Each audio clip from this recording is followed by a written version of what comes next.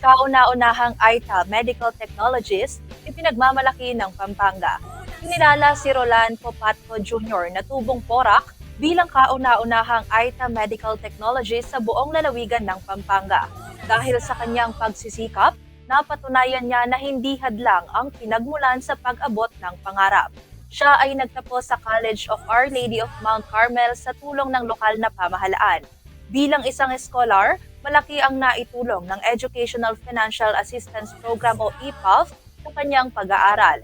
Bukod sa libreng tuition at dormitoryo, nakatanggap din siya ng 10,000 pesos allowance kada semestre mula sa Kapitolyo. Layunin ng EPAF na bigyan ng magandang kinabukasan ang mga kabataan sa pamamagitan ng abot kaya at dekalidad na edukasyon. Dahil dito, mas nakapagtutok si Popatco sa kanyang pag-aaral nang hindi na inaalala ang mga gastusin sa eskwelahan.